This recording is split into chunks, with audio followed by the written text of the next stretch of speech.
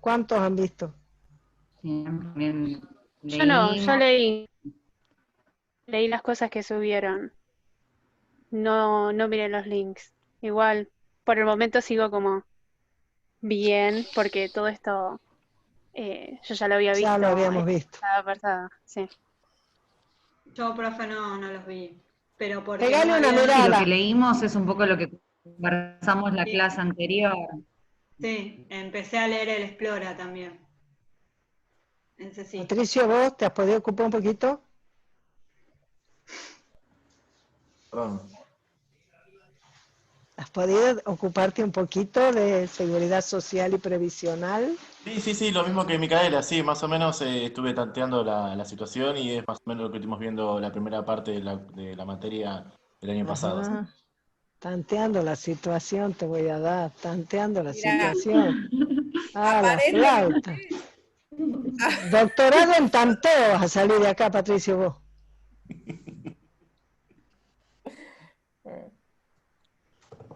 Bueno, ¿y han podido mirar lo de Vialema C? ¿Le hemos dejado lo de Vialema C, Cami?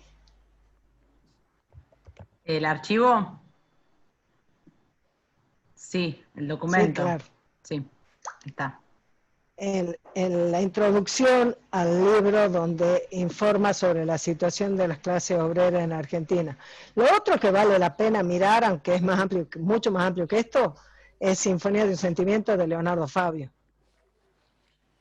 Eso está muy bueno para mirar y ahí también se aprende en la práctica cómo cambian las cosas, ¿no? Sí, profe, pero son 4 videos y más de 1 hora De cada una hora y uno. media Es cada uno. hermosa, es hermosa la película, pero son un toque largo. Bueno, O sea, ir mirándola. Y mejor que mirar los videos de Alfonsín debe ser. Depende cuál, el video cuando Los discursos, los discursos de video, Alfonsín, que que depende cuál video, sobre todo cuando se le planta la sociedad rural allá en el 88, para mí es el mejor video de esa estuvo Alfonsín. buena, sí, claro, ese estuvo bueno, ese estuvo bueno. No, desde el punto de vista personal, eh, Alfonsín era un tipo que se la bancaba, desde el punto de vista personal. El problema era la política, pero no, tenés razón. Y cuando se calentó con el cura y le subió al púlpito, también. También. Esa no te acuerdas, esa fue el primero. ¿Ustedes se acuerdan? Creo que fue el primero, la primera vez que fue a una de las misas y el cura no sé qué observación crítica hizo, como hacen, como corresponde siempre, y el vago se levantó también y habló. Pero bueno, Bueno, pasa que Igual la también, iglesia, perdón que interrumpa, pero también instaló la teoría de los dos demonios. Digo, en un día como hoy, habría que recordarlo eso. bueno, y más cosas, voy a decir, volvés antes era su amigo Arguindegui, pero bueno, ya vamos a hacer mucha división política acá innecesariamente. Ah, bueno, tenemos la menor de edad. ¿Era niña o niño? Gabriela, ¿es niña o niño? Es un nene, por ahora. Después decidirá. Bueno, vamos, Muy bien. vivamos el presente. ¿Cómo se lo bueno llama? es que es nene. Sí, Dante. No sé qué nene. Dante se llama. Dante. El tío Ahí lo Dante. viene a buscar el papá. Ahí está. Mi tío preferido se llamaba Dante. Bueno, Ah, mira. no hay Dante. preguntas sobre la unidad 1. No hay preguntas. Definiciones, propiedades, diferencia del sistema contributivo y no contributivo, y las etapas de la seguridad social en la Argentina, la primera parte, el momento más rico que es toda la etapa de los derechos sociales y demás, la decadencia y lo que fue la década ganada, ¿sí? Y bueno, en esa descripción nos falta también analizar un poquito lo que pasó en los 4 años del gobierno de Macri, algo vimos, pero bueno, ahí en un punto se procuró volver a cierta mirada de tipo, le llamemos meritocráticas, de pensar que, si vos sos, si vos sos trabajador y sos así y asá y cumplís estas cosas, tenés posibilidad de que te vaya bien y entonces te conviene apostar a una cosa, a una opción individual y demás.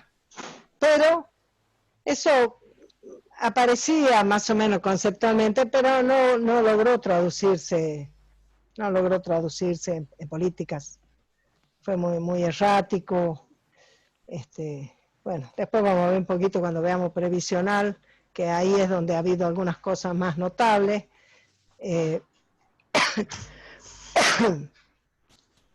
Bueno, o sea, esa etapa no es que ha dejado, creo yo, una gran... No ha hecho mella sustancialmente, ¿no? La idea es que nosotros en la segunda unidad veamos asignaciones familiares. ¿Conocen las asignaciones familiares, no? De la vida me refiero. ¿Quién conoce? ¿O quién no conoce? ¿Hay alguien que no sepa nada de asignaciones familiares, nunca supo, nunca vio salario familiar por hijo, por esposa, por matrimonio? ¿Hay alguien que no sepa nada de nada? Bueno, la primera protección que vamos a ver, que está muy interesante, es la ley 11.933 del año 34, que se llama Sobreocupación de mujeres antes y después del parto. Ahí están los antecedentes de lo que es la licencia por maternidad. El artículo 2 dice, las mujeres que se encuentran en tales condiciones quiere decir que están,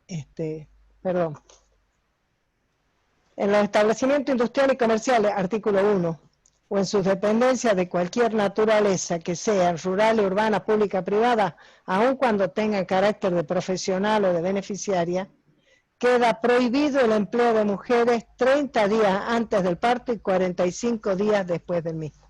Eso es una ley del año 34. Y el artículo 2 dice, las mujeres que se encuentran en tales condiciones percibirán un subsidio equivalente a su salario o sueldo íntegro, no pudiendo ser superior a 200 pesos moneda nacional, y tendrán derecho además a los cuidados gratuitos de un médico o de su partera. Este subsidio no podrá ser cedido ni embargado.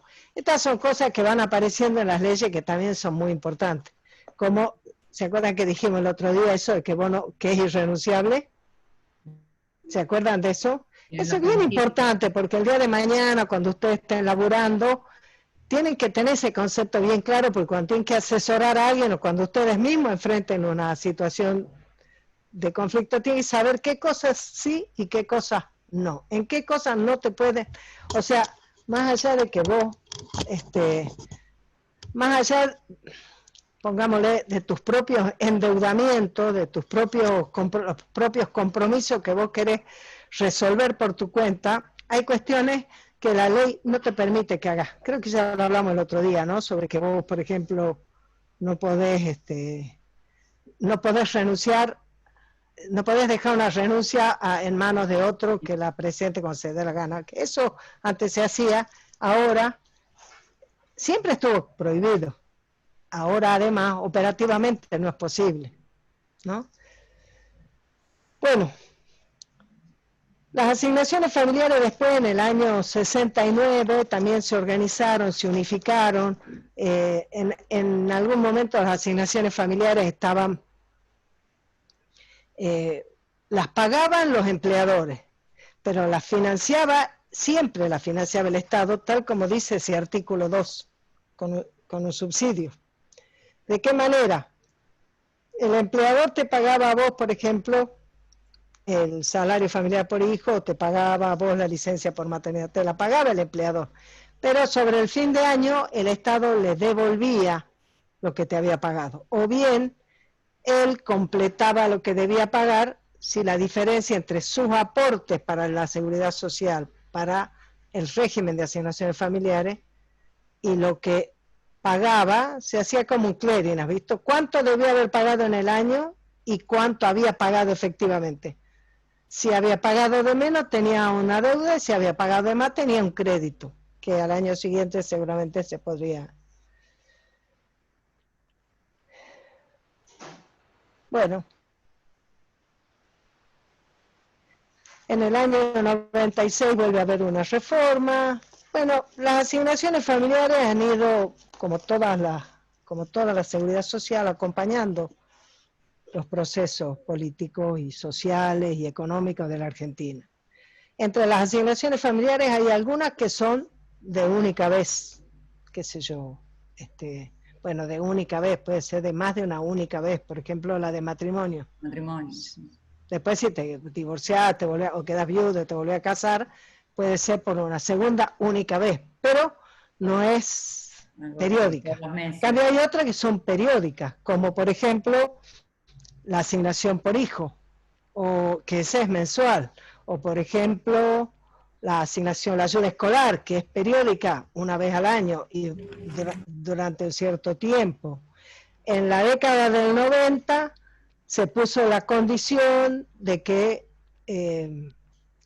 se asociara según cuánto era tu ingreso, que pudieras o no cobrar el salario familiar. Nosotros le llamamos salario familiar, legalmente se llama asignación familiar, ¿no? Asignación familiar por hijo, asignación familiar por nacimiento, asignación familiar por maternidad, asignación por embarazo, ¿no? Asignación por nacimiento de un hijo con discapacidad. Y sobre eso tenemos, perdón, ¿no? El PowerPoint. Su prestación es, sí, su prestación es económica, ¿verdad? El beneficio es económico. Se paga con el sueldo. De hará unos 12 años más o menos, un poco más, empezó a pagarlo directamente el Estado a través de ANSES. Ya no lo paga más el empleador. Y eso, como tantas cosas que cambian en las historias, ocurrió cuando se detectó que había quienes, sobre todo en zonas más alejadas, principalmente zonas rurales, donde familias numerosas les completaban el salario mínimo poniendo ahí los pagos de salario familiar. Y el trabajador, la trabajadora no lo sabía, cobraba... si alguien preguntaba cuánto cobraba lo que le correspondía, o sea, porque cobraba el mínimo. Lo que no estaba sabiendo es que le estaban poniendo el salario familiar en medio del sueldo, y no como el extra, o sea, el apoyo del Estado lo estaba quedando el empleador. En algunos casos, probablemente no todo y nada, pero apareció ese problema. Y como apareció ese problema, y como las condiciones técnicas permitían, porque ANSES tenía la base de datos, porque la computación lo permite, porque se podía administrar de una manera más eficiente, entonces se trasladó a que todo el pago de salario familiar te lo hace en tu cuenta del sueldo, directamente el ANSES. Ahora, la cosa importante que también hay que saber es que en general las asignaciones familiares, como prácticamente gran parte de la seguridad social, es socia del empleo, es socia de los derechos laborales. Aparece y es posible cuando vos estás registrado, cuando vos estás dentro del sistema del trabajo en la Argentina, sea porque tenés empleador, sea porque como cuenta propista, como monotributista, como autónomo, vos ingresás. Para los autónomos no hay salario familiar, no hay asignaciones familiares, y para los monotributistas, esa fue una buena que hizo Macri, el gobierno de Macri, que incorporó alrededor de 200.000 monotributistas al derecho a la asignación familiar por sus hijos y demás, que antes no lo tenía. Y posiblemente una de las cosas más novedosas de lo que suele llamarse la década ganada, sobre todo del gobierno de Cristina, fue haber incorporado lo que se conoce como la asignación universal por hijo. La asignación universal por hijo no es universal, tiene ese nombre, pero no es universal. Sin embargo, implicó una enorme ampliación del universo al que llegaba la cobertura de la seguridad social, de las asignaciones familiares. Porque, por ejemplo, la inclusión de los monotributistas que se hizo en el año 2016 incluyó algo de 200.000 monotributistas. Pero la inclusión de la asignación universal por hijo implicó 1.900.000 hogares, casi 4 millones de niños. Pero comparemos hogares con monotributistas porque estamos hablando de los adultos que son los que lo administran, lo cobran y lo administran, porque son los números comparables, ¿no? Entonces, en nuestro sistema, las asignaciones familiares son importantes. Y cuando uno piensa por qué es necesario trabajar para erradicar todo el trabajo informal o el trabajo que comúnmente se llama en negro y que no nos gusta decirle en negro, pero que quiere decir trabajo que no está registrado, o porque es un trabajo con empleador, pero el empleador no te declara, o es un trabajo por tu cuenta, pero vos por alguna razón, porque tus ingresos son insuficientes, por la razón que sea, no estás inscrito, entonces no haces antigüedad para jubilarte el día de mañana, no tenés cobertura con la obra social, no tenés derecho a los salarios, al salario familiar, a cualquiera de las asignaciones familiares que te pudiera corresponder, y el número, digamos, la proporción de trabajadores y trabajadoras que todavía no están registrados en la Argentina es importante, porque por supuesto los números no son exactísimos, porque hay un relevamiento que se hace a través de la encuesta permanente de hogares, que es donde vos declarás si estás ocupado, si no estás ocupado, si estás buscando trabajo, o sea, donde se conocen los números del empleo y del desempleo, y también hay números que se recaban del Ministerio de Trabajo, pero obviamente el Ministerio de Trabajo recaba los números del empleo registrado. Entonces de ahí sale la proporción que se calcula de que hay casi 1/3 de personas o más, de personas que tienen trabajo, o sea, tienen ingreso por su trabajo, pero que ese trabajo no está dentro de la ley en el sentido de poder tener todas las coberturas, particularmente no tiene esta, ¿no? No tiene asignación por embarazo, y por supuesto por nacimiento, la beca, la ayuda escolar anual, no tiene por matrimonio, no tiene por viudez, no tiene por fallecimiento, no tiene la asignación por hijo, ni por hijo con discapacidad, ni por adopción, ni por etcétera. ¿Qué? ¿Vos querés hablar, Camila? Toda, levanta la mano. No, yo no levanté la mano. No sé, Mariana quiere hablar. Como nunca.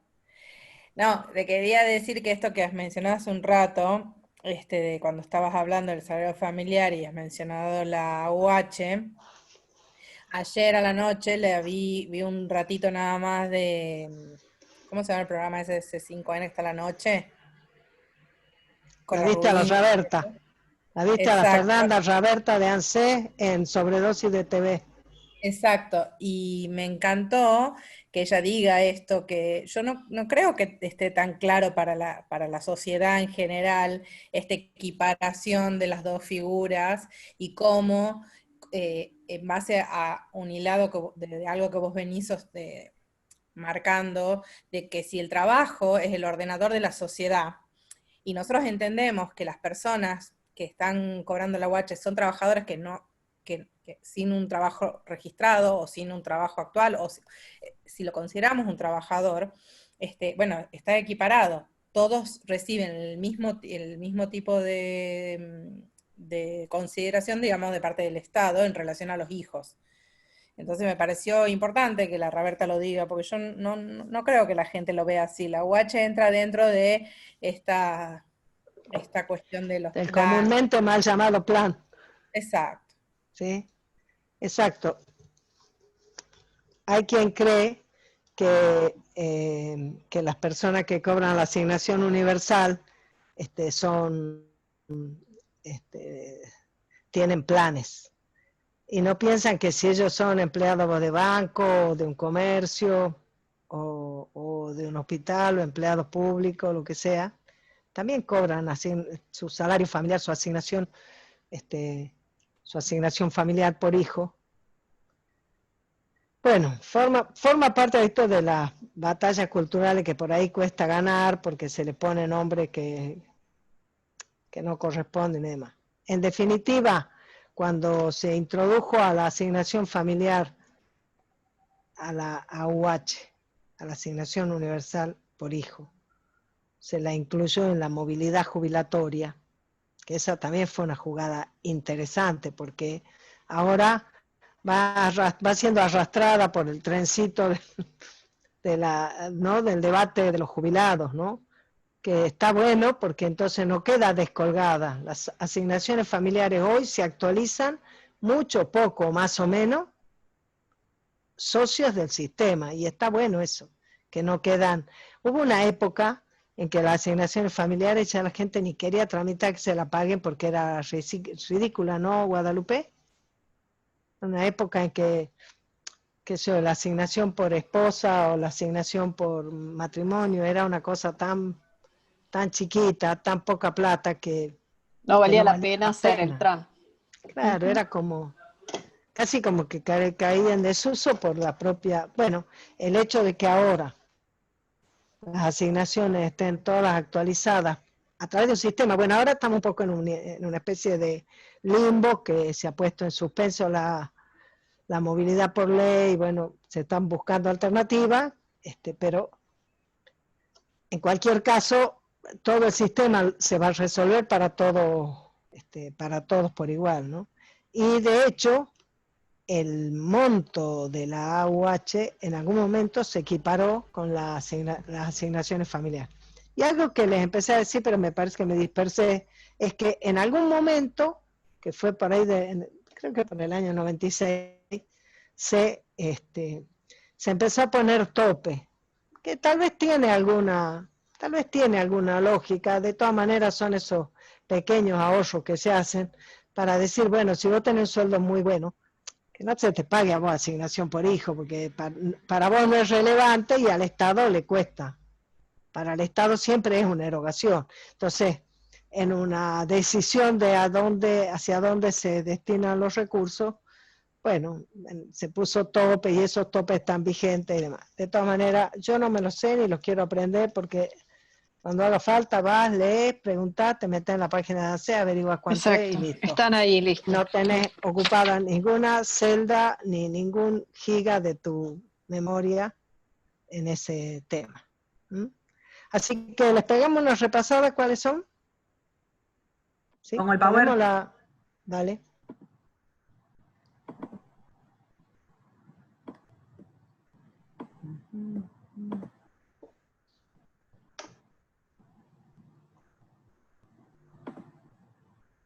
Che, Camila, llamate Camila, no Sacra Nacional, me pones nerviosa.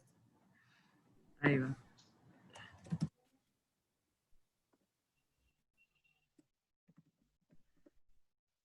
También. Una consulta. Primero que Dale. nada, me presento. Yo no estuve en la primera clase porque tuve un problema con la inscripción y me pude anotar recién para esta. Mi nombre es Manuel Martín. No tengo la cámara prendida porque no me anda, la tengo gastada ya de tanta virtualidad. Una consulta. Bueno, yo soy estudiante de licenciatura de Gestión de Políticas Públicas y Gobierno. Y en relación acá a la presentación quería saber si después no las iban a compartir o no, así en función de eso tomo más o menos nota, digamos. Todo Sí, se comparte acá. Todos los materiales Al se pelo. suben al campus. Al pelo, gracias. Vamos. ¿Podemos seguir? ¿Quién lo va a pasar, vos o yo? Ahí yo lo estoy compartiendo, ¿no lo ven? Sí, veo la portada desde hace un rato. Ah, lo estoy moviendo, ¿no se ve? No. Bueno, a ver, vista. A ver ahora. Ahora sí. Ahí empezamos, sí. Bueno. Yo No, veo. pero se fue muy rápido, ¿eh?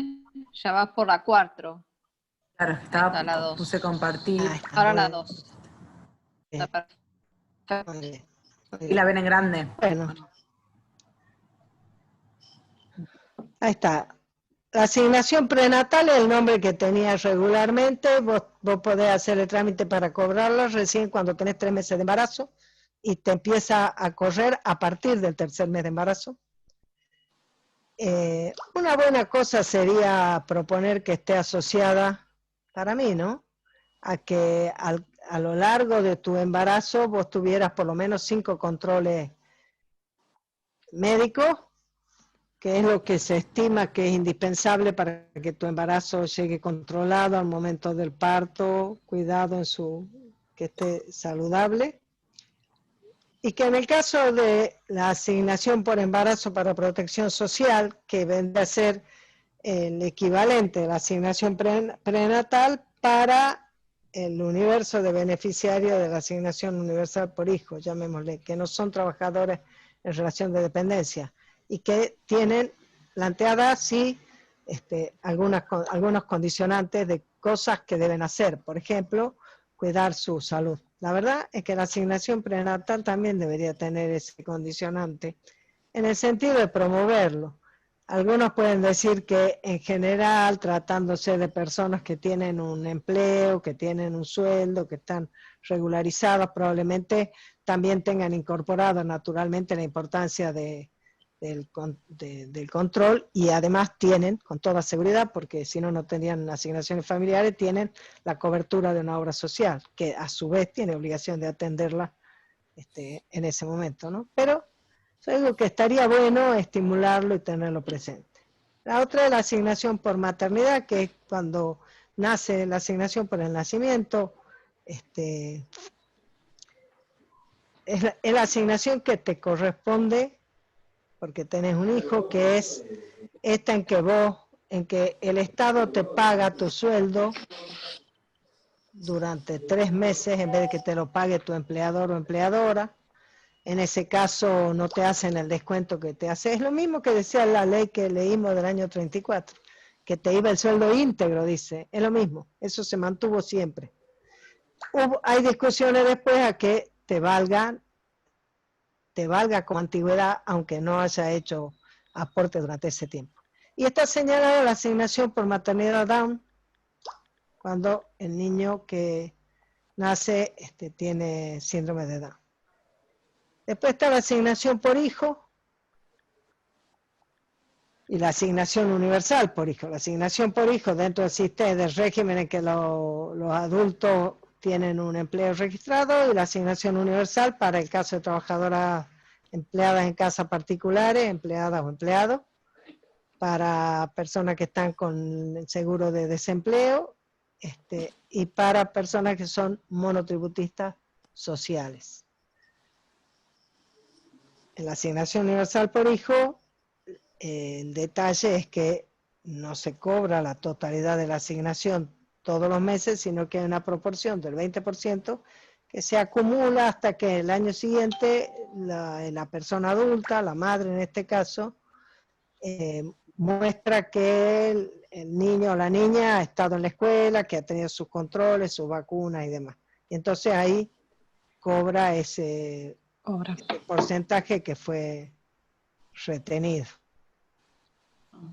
Yo no sabía eso, de la diferencia entre la asignación por hijo y la asignación universal. Mira. Hay otra diferencia. Esa es una diferencia que yo diría es como un poco en contra de lo que se incorporó como asignación universal por hijo. La Mariana, como siempre, me lo discute, porque ella dice que eso ayudó a instalar una conciencia al darle la oportunidad también a favorecer que esa rutina se naturalice de tener los chicos en la escuela y de ir a la salita, al centro de salud. Que en los casos de las personas que están insertadas laboralmente, es más probable que esa rutina se den con cierta, no sé si decirle naturalidad, pero sí puedo decirle habitualidad, ¿no? Y en el caso de la asignación universal por hijo, van a una población que probablemente por mucho tiempo ha estado muy excluida de los derechos, incluso entonces del derecho al trabajo y a la posibilidad de estar registrada y a tener los beneficios del sistema laboral. Y en ese sentido le doy la derecha a la Mariana de que puede haber ayudado. Y lo que tiene de mejor la asignación universal por hijo respecto de la asignación por hijo es que la presidenta Cristina Fernández Kirchner se avivó, se dio cuenta y desde el día 1 la asignación universal por hijo se decidió que ANSES se la debía pagar a la madre. Como la asignación universal por hijo no está regulada por una ley, la ley fue posterior, pero originalmente no está en la ley digamos, que deriva del empleo registrado, del empleo en relación de dependencia registrado. Ahí es donde te corresponde la asignación por hijo. En cambio, la asignación universal te corresponde cuando vos no vas a tener empleo registrado, excepto en el caso de empleadas domésticas. Si no, cuando estás desocupada o cuando tenés el monotributo social, o sea, no tenés un empleador. Entonces, como la ley de las asignaciones familiares establece que el titular del derecho a percibir esa asignación es el empleado, es la persona que tiene un empleo registrado.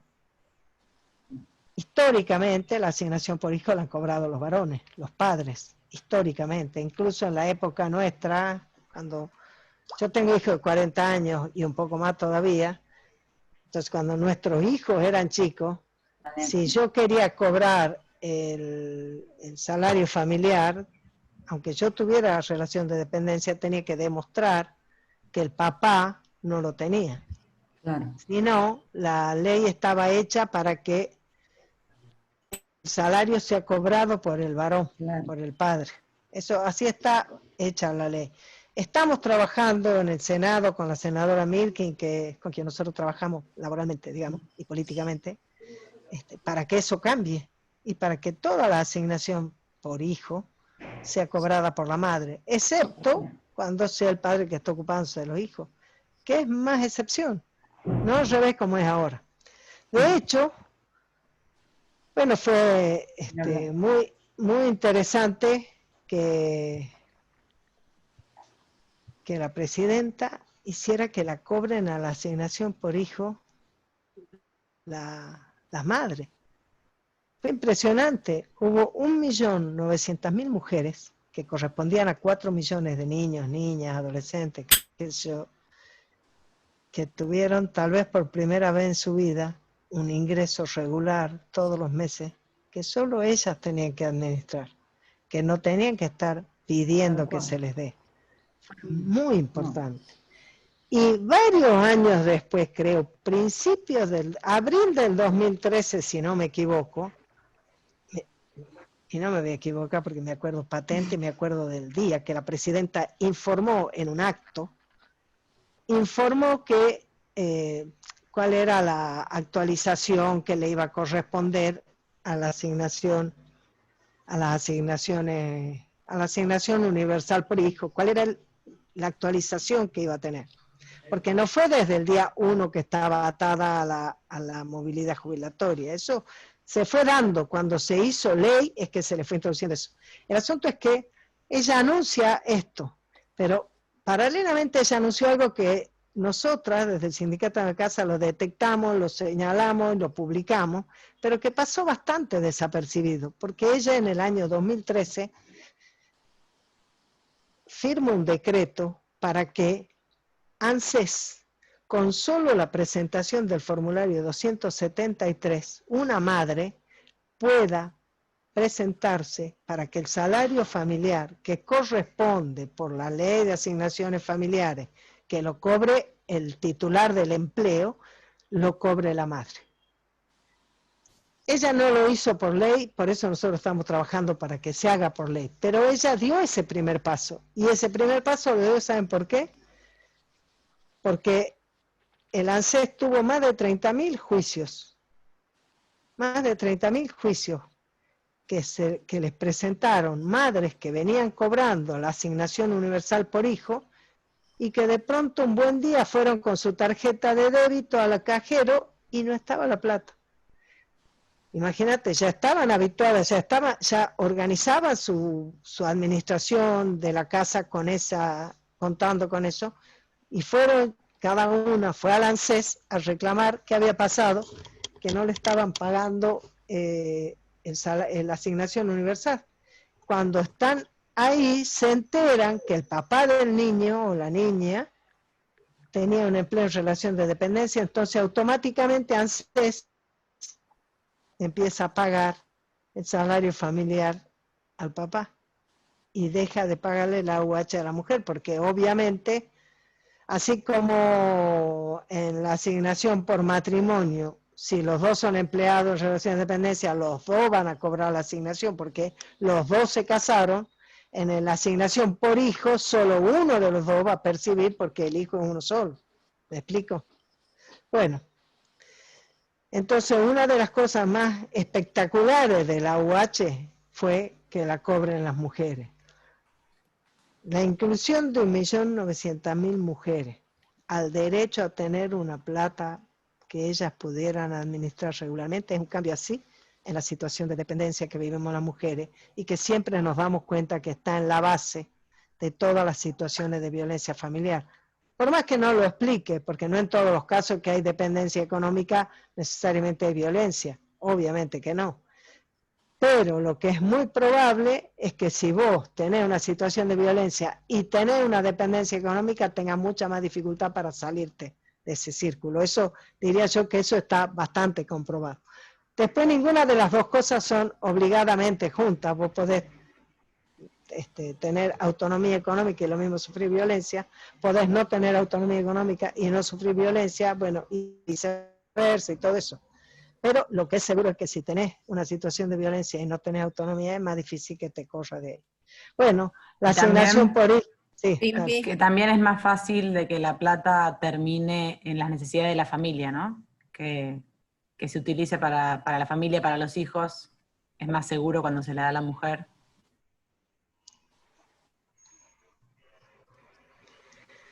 Así dicen, estudios que se han hecho habrían mostrado que la administración de los recursos familiares por parte de la mujer está en general más orientado a la satisfacción de las necesidades familiares. Probablemente también porque la mujer está más cerca de conocer cuáles son esas necesidades.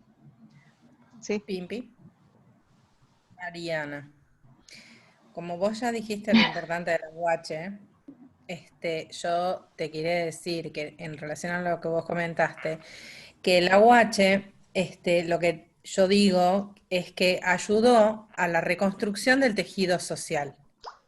Es decir, no es solamente adquirir una rutina de controles gestacionales o de escolaridad, etcétera, que por supuesto tiene gran importancia, sino que las familias se insertaron y empezaron a tener también referentes, sea en la sala, porque a la sala vos vas a los controles, a la vacunación, a retirar la leche, a retirar los pañales, qué sé yo, tenés esa rutina, como decís vos, efectivamente, pero también te conocen, saben quién sos, si no venís te van a buscar, si vos todos los meses venís, saben que tenés 3 hijos, y vos no aparecés, probablemente el área social de la sala te va a ir a buscar, va a ir a preguntar, va a llamar a la escuela. Como eso se maneja de manera, digamos, por zonas, está organizado, digamos, por zonas, los centros de salud y ese tipo de cosas, hay un tramado también de las instituciones. Generalmente la trabajadora social del centro de salud conoce a la trabajadora social de la escuela, etc. Entonces, no ahondo más, pero quiero decir, cuando vos le importás a alguien, cuando alguien sabe quién sos vos, cuando alguien sabe qué es lo que te está pasando, qué es lo que estás necesitando, me parece que eso es fundamental para la reconstrucción del tejido social, que tiene que ver tanto con la época en la que surgió la asignación, como el momento que estamos viviendo ahora. No hay peor cosa que el individualismo y tener que resolver las cosas por tu propia cuenta, como si vos digamos, como si no le interesaras a nadie. Y cuando el Estado se interesa por vos, bueno, creo que las cosas cambian. Vos sabés que, qué bien lo expresaste. Vos sabés que cuando estábamos en el Consejo de la Mujer, logramos recuperar y ejecutar un programa con financiamiento del Banco Mundial que se llamaba ProFam, que era un programa para apoyo de digamos, con con apoyo a la tarea de la mujer en el ámbito de la familia y su comunidad. Uno de los ejes con que se trabajaba era violencia, otro era trabajo, otro era salud, sobre todo salud reproductiva. Y en el eje de violencia, bueno, en un momento dado hicimos unos videos que están buenísimos, donde las mujeres que habían participado y algunos varones de esas experiencias las contaban, y la verdad es que era maravilloso. Y me acuerdo que a mí resultó particularmente impactante una mujer que en Tucumán, en la zona sur de Tucumán, contaba ella que ella tenía un hijo y vivía con su marido o su pareja, no estaban casados, y con la mamá de su pareja, pero no estaban casados porque ella no tenía documentos, no estaba inscripta en el registro civil. Y entonces, y el papá de su hijito era violento con ella, y la humillaba y la maltrataba, y cada tanto cuando se enojaba le decía que a vos, escuchame, yo te voy a tirar en una zanja y nadie va a venir a preguntar por vos, nadie se va a enterar que vos no estás, decía el hombre, ¿no? Y entonces, bueno, apareció el Profam con una asociación que trabajaba los temas comunitarios, ella se incorporó, contó su situación, la ayudaron a que pudiera sacar su documento de identidad, no tenía nada. Y entonces vos sabés que en el video, ella en un momento dice, pero ahora sí, si yo me desaparezco, van a venir las compañeras y van a preguntar por mí, y van a saber que yo falto. Para mí fue así como impresionante, en el sentido de lo que vos estás diciendo, ¿no? De que a veces uno, qué sé yo, como no tiene esa vivencia, a veces no tenés una magnitud de que pase eso, la verdad. ¿Qué hace Martín mirando los Profam, los proyectos del Es banco? un proveedor de información. Información espectacular. Bueno, el día que quieran por ahí subimos esos videos, son maravillosos, porque son todas las experiencias de vida de esas mujeres, y algunos son los de las personas que me han coordinado la experiencia. La verdad es que son maravillosos en esas 3 líneas. Pero a mí eso de la tucumana siempre me pareció tan impresionante, porque era clarísimo para ella la diferencia de antes. Y eso, que en el momento en que ella firma eso y dice que ahora sí va a haber quien pregunte por mí, todavía su trámite en el juzgado para estar identificada y tener DNI no estaba terminado. Pero ahora ella había dejado de ser una NN. Ya tenía el tejido social reconstruido, diría la trabajadora social, ¿no? Bueno. Mira, yo breve, antes de pasar, breve, te cuento una anécdota concreta, tengo muchísimas, pero hay una en particular que a mí me marcó mucho por el nivel de digamos, como una familia, un matrimonio con niños, matrimonio digo, pero en el sentido de la pareja con niños, puede estar tan al margen de todo. O sea, uno le parece, como uno se mueve socialmente, familiarmente, laboralmente, pareciera que eso es lo lógico. Y sin embargo, no es todo, lo lógico. Claro, pero sin embargo no le pasa a todo el mundo. A raíz de la intervención que yo tenía era porque a una familia a la que había muerto uno de sus hijos intoxicado a partir de consumir una cosa que habían encontrado cartoneando, productos desechados de una farmacia, es que tenía intervención el organismo en el que yo trabajaba. Y claro, vos imaginate, aparece ya ahí todas las estigmatizaciones posibles. Cartonero, los padres que no lo cuidan, ¿viste? Todas las cuestiones esas que aparecen muchas veces desde esas grandes instituciones donde se juzga, pero nadie va y habla con las familias. Cuando yo llegué al lugar que era en la Carbonilla, que ya ahora tengo entendido que lo Tucumán, ¿no? desmantelaron al costado de la... No, acá. En la Carbonilla, al lado como en Villa del Parque, por ahí al lado de las vías, había una villa muy grande y entiendo que la desmantelaron. Vivían a la vera de las ferrocarril. vías del tren. Cuando voy, porque el tema era que sus niños más pequeños no estaban yendo al jardín, que ya tenían la edad para ir, empiezo a charlar para ver qué pasaba, por qué no iban. Y empiezan a surgir estas cosas de lo evidente. Bueno, no tiene mochila, no tiene delantal, no tiene zapatillas, las cosas que uno sabe que pueden pasar y que se puede claramente encontrar recursos para resolverlo.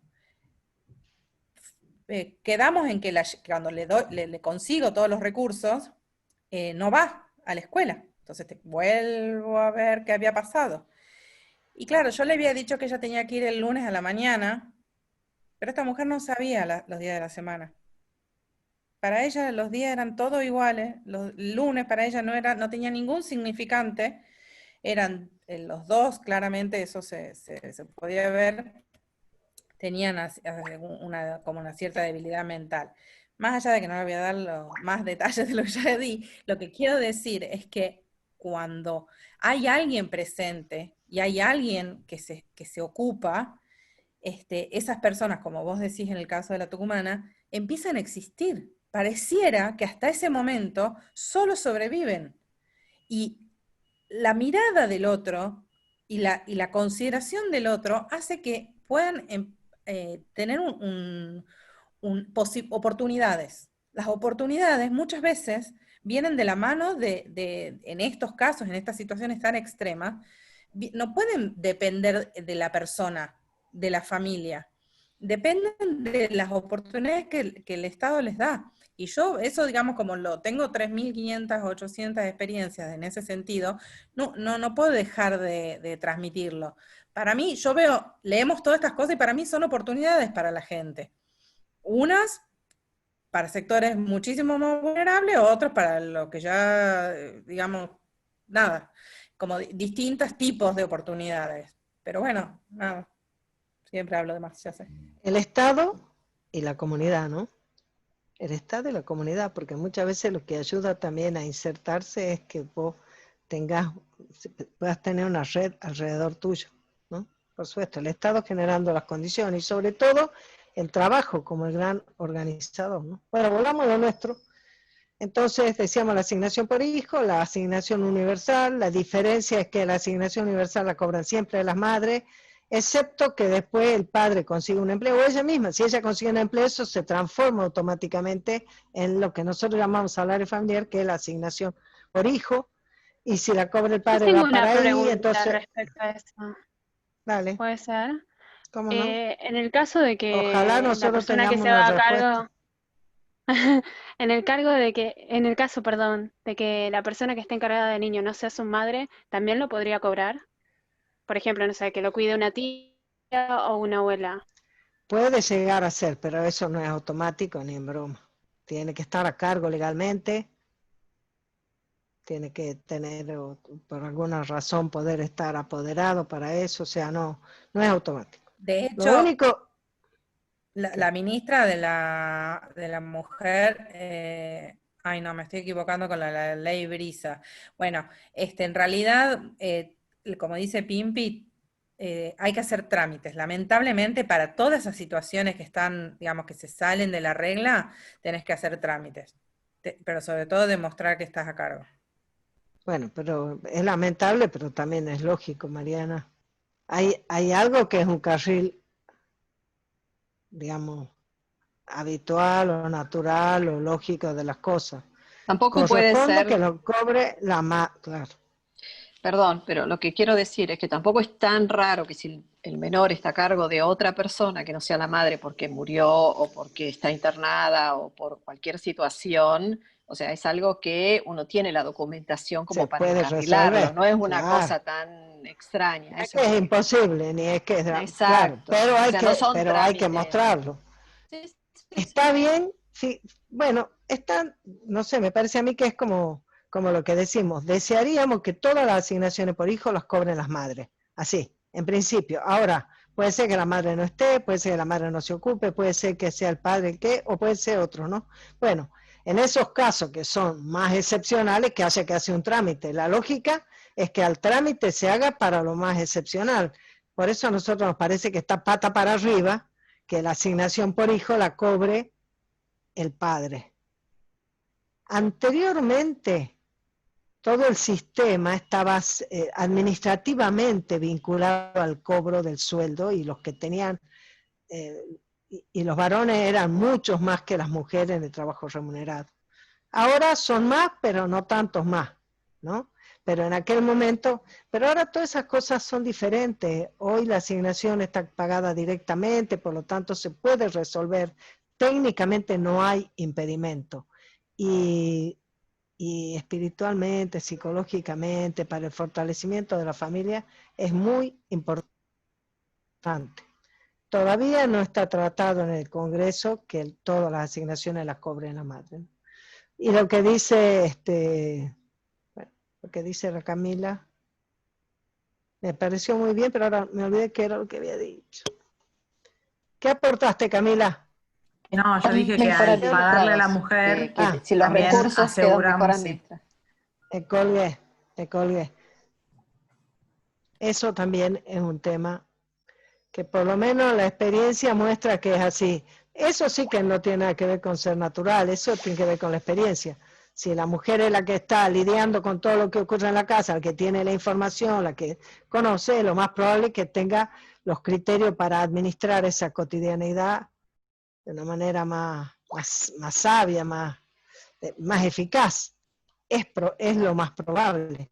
Todas las encuestas muestran eso. Bueno, también está la asignación por hijo con discapacidad, después está la asignación por nacimiento, la asignación por adopción. Ahora vamos a ver cada tanto la asignación por ayuda escolar para la educación obligatoria, la asignación por matrimonio, que esa la cobran los dos, y la asignación por cónyuge, que la cobra uno por estar casado con otro. Vamos a ver la próxima. Aquí en esta nosotros lo que vamos a ver es, yo las veo a ustedes ahí, no te fuiste, volvé a la 3.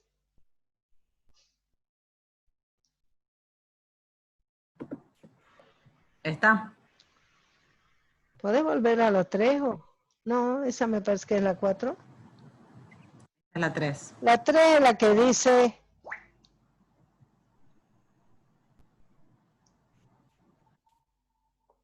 En la 3 dice si es mensual, ¿Cómo se si cobran, es Pimpi? anual. Claro, la periodicidad. Esa. Bueno, eso está bueno para saber. Las asignaciones pueden ser que se cobra por única vez cuando nace o cuando lo adopta. Ya después por ese niño cobra la asignación por hijo, pero por nacimiento solo una vez, cuando naciste. La asignación por ayuda escolar se cobra una vez al año. Se supone que ahí lo que hace es ayudarte a que comprar los útiles, la mochila, los delantales, las zapatillas. La asignación familiar por matrimonio es solamente cuando te casas, en cambio por cónyuge es mensual a uno de los cónyuges. Y estas ya tienen ahora tope de según cuánto se cobra entre los dos y todo eso. Y después la asignación prenatal se cobra, es mensual y se cobra durante los meses, a partir del tercero hasta que nace él o la niña. La asignación por maternidad son los 3 meses que te pagan de lo que nosotros conocemos como la licencia por maternidad. En el caso de maternidad Down son 270 días en vez de ser 90. Bueno, porque se entiende que requiere una mayor atención y cuidado para abordar esa situación. Bueno, la asignación por hijo se me ha hecho que es mensual. Bueno, ahora sí vayamos a la próxima.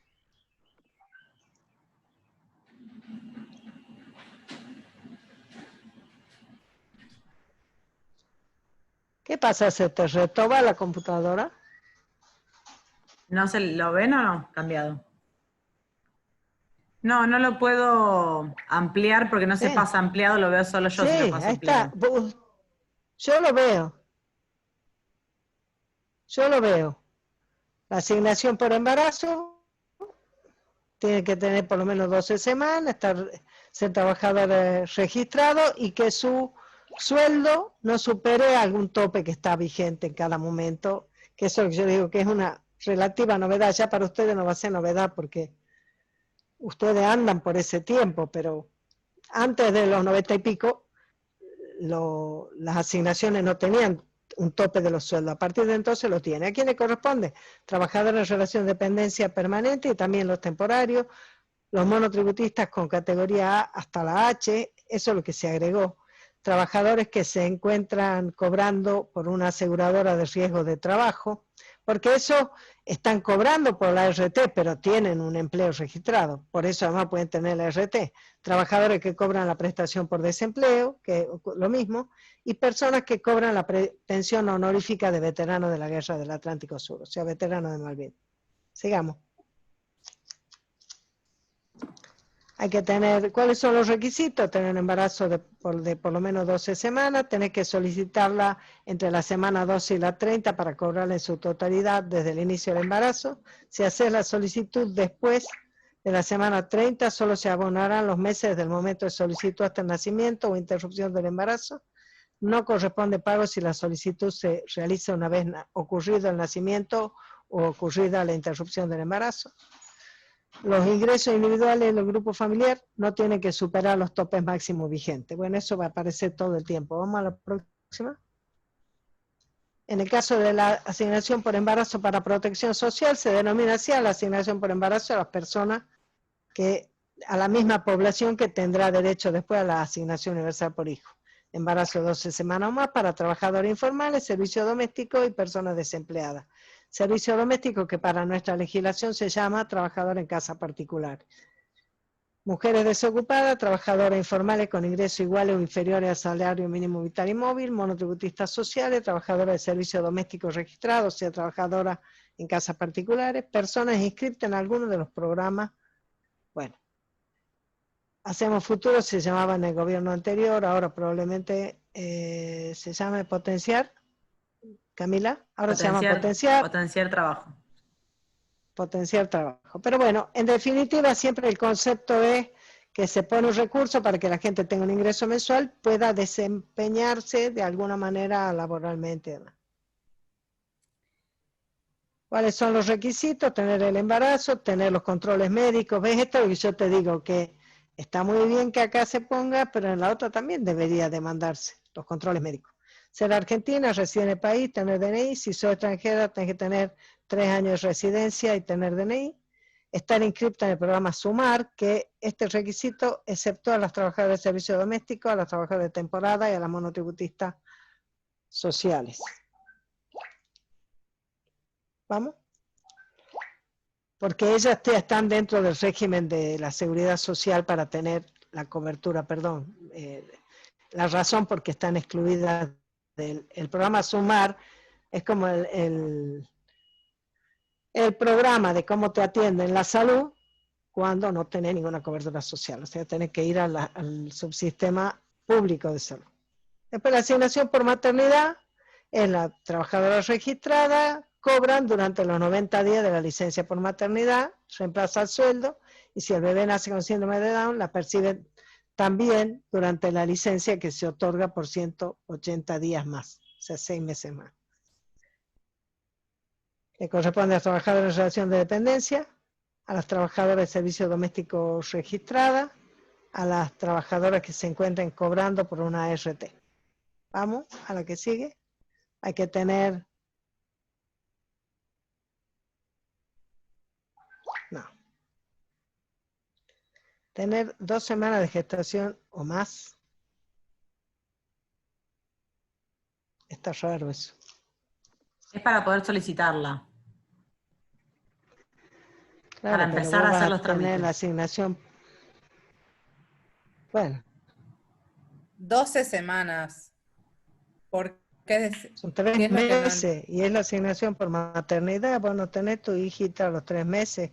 De 6 meses de embarazo ya es prematuro. Con 3 meses, imagínate. No cobrar asignación por maternidad hasta que no sacás la licencia. El del embarazo.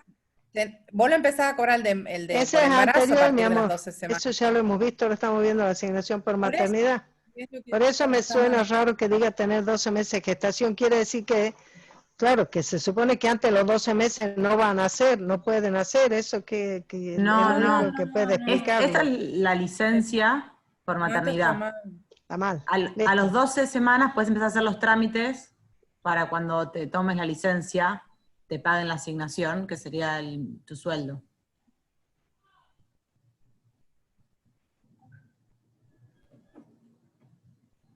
No es la de embarazo. Bueno, entonces no se llama asignación por maternidad. Sí, es asignación por maternidad. Mm. Tenés que tener 3 meses de antigüedad en el laburo para Sí. poder tener derecho a cobrar la licencia por maternidad. Y si sos trabajadora de temporada, tenés que estar trabajando al momento de iniciar la licencia por maternidad. Discúlpenme, jóvenes alumnos, que tengo que revisar esto de las 12 semanas de gestación o más, porque Lo estoy buscando no sé acá qué y puede sí. querer decir. Dice, requisitos, tener 12 Exacto. semanas de gestación o más, tener al La menos 3 Camila meses. dice que para que vos inicies los trámites, mira Martín, muy bien Martín, pero ahora abrilo al archivo.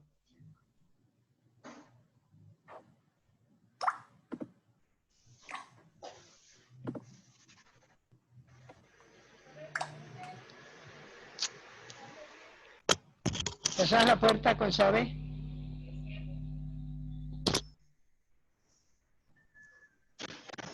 "12 semanas, mira vos. Bueno, pero para mí lo único que puede explicar eso es que no se considere nacido si vos perdés un embarazo a la menos de 12 semanas. Porque hay que presentar el certificado. Será como dice la Camila, que es para eso, para poder empezar el trámite. Es el FUM, sonamos con eso. Y cuando se aplica en todo el país es el FUMAR. Fecha de última menstruación. Ah, Esa es es que yo soy una persona mayor, ya ni me acuerdo de eso. todo cuando estás embarazada, todo pasa por la FUM. No hay, el dato ese te lo pregunta cualquiera, es como el DNI. Entras y el médico te pregunta cuál es Eso a la... ustedes. Sí, claro.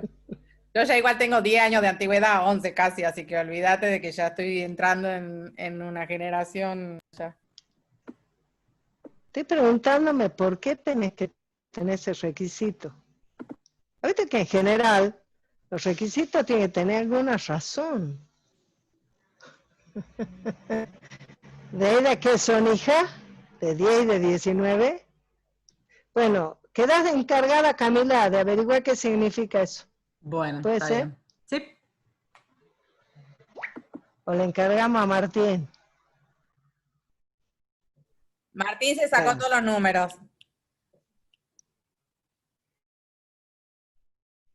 Eso es lo que yo digo, que antes de las 12 semanas no se considera que, antes de las 12 semanas no se considera que hubiera nacido. Eso es lo que yo interpretaría, ¿entendés? Pero, medio raro. O sea, ¿qué pasa? Si nace con 5, si es 5 mesinos, vos tenés derecho a la licencia. Aunque después no pueda vivir. Ah. No, eso no sé. La única razón que a ver qué ejemplo, encontraste. No. Dice de gestación ahí. Un embarazo. Sí, perdón, pero dice requisitos: tener un embarazo de 12 semanas o más, solicitar esa asignación entre las 12 y 30 para cobrar su totalidad, desde el inicio del embarazo. Si haces la solicitud luego de la semana 30 de embarazo, solo se abonarán los meses desde el momento de solicitud hasta el nacimiento o interrupción del embarazo. No corresponde pago si la solicitud se realiza una vez ocurrido el nacimiento o interrupción del Pero embarazo. eso es la asignación por Todo eso son los embarazo, pero ese es requisitos embarazo. para la asignación por embarazo, no por maternidad. no para Perdón. maternidad.